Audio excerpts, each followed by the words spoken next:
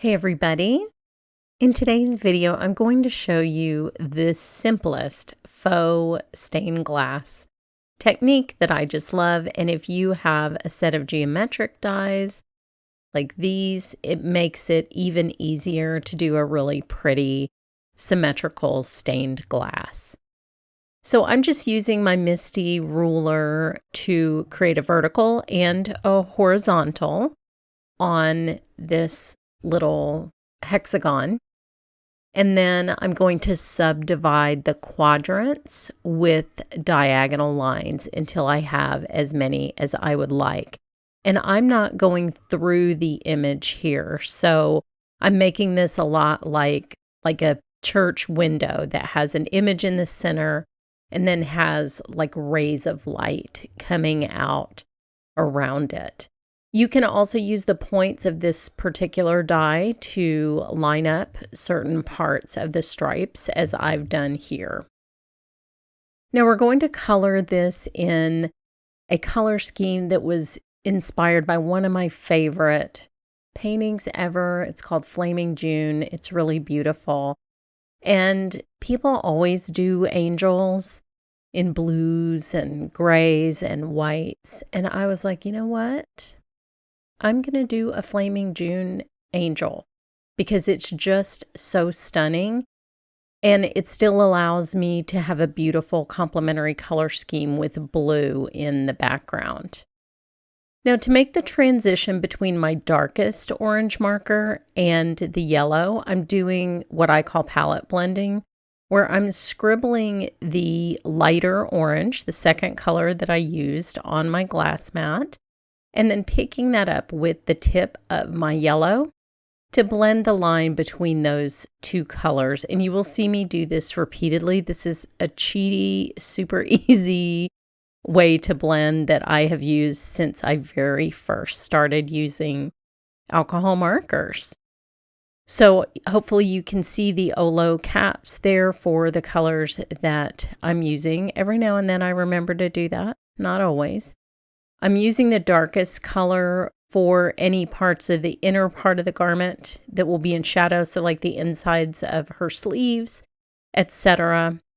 But then I'm just using the same color scheme for all of her clothing. For as kind of an intricate and expressive stamp as this is, it actually is super easy to color. All of the areas that you're coloring are very large and well defined.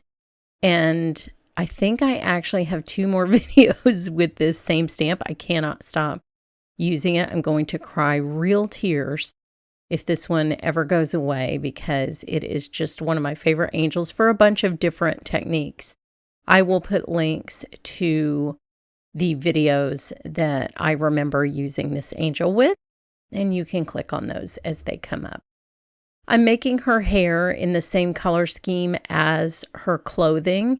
Everything about this angel, with the exception of the wings, is going to be in this kind of fiery color scheme. I'll actually color her pale yellow as well to just be harmonious with the rest of the image. And then the wings will be the bridge between the fiery orange and the cool blue. So here I'm just picking a very pale yellow. This is 1.1 to fill those details in with. Now I want to show you a little trick for, especially if you have a geometric alternating design like I've created with these lines.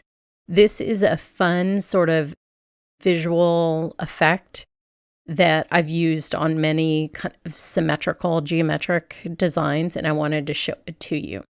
What it involves is alternating each section between where the dark color is and where the light color is. So see how mine's going dark to light out towards the edge, and then I'll skip one section and I'll go dark to light, skip one, go dark to light.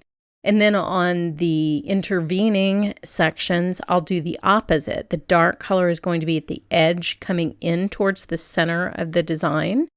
And you'll see, even though this is very subtle and these colors are very blended, you're going to see what a huge difference that makes just visually between the two sections that are next to each other and how it makes the whole overall design so much more interesting. So for the blue sections, I'm doing the same thing.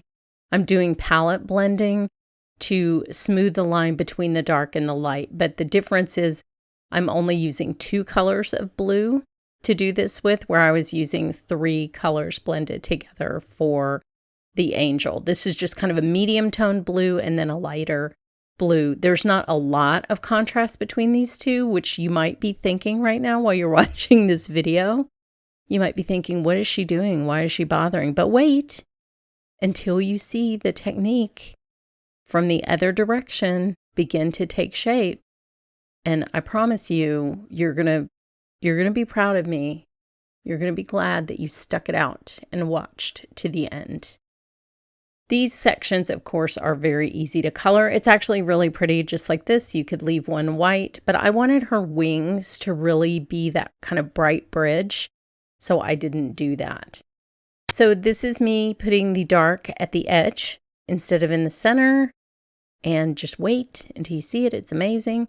Some of these, there's not a lot of space around the angel, and that's okay. Just make just a shallower line there. Because of the palette blending, it's going to be seamless no matter what.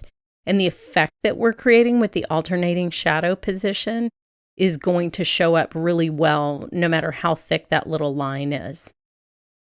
So here I'm palette blending it up, going back towards the center. It's nice to color against a straight line. It sort of makes your job easier. And you can go back and adjust if you feel like some of those don't have enough of the dark color, but it's better if you're conservative in the beginning with how far that dark goes into that space, because you cannot undo that.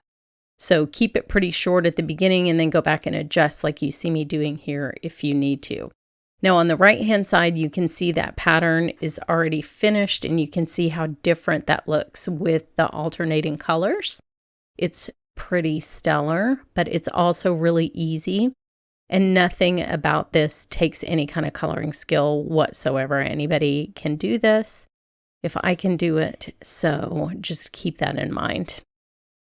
So this section is done. You can see how that's coming together. And now you can sort of see why I wanted to fill that in and have that white space remain open on her wings. You could also add some glitter if you wanted to add some glitter.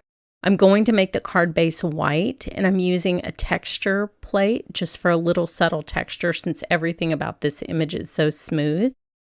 But the white here makes such a great contrast. I would just keep it and not put any glitter on it, but glitter would be pretty.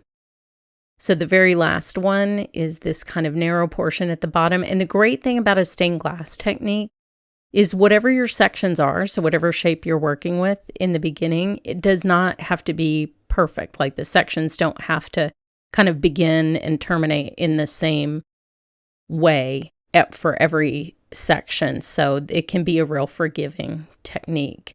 So this is what she looks like all finished. That is a very quick and easy but super dramatic and impactful card centerpiece. And then you can see that I kept it pretty simple on the card, just a textured card panel and a sentiment. So head over to my blog for more information, and thanks so much for watching.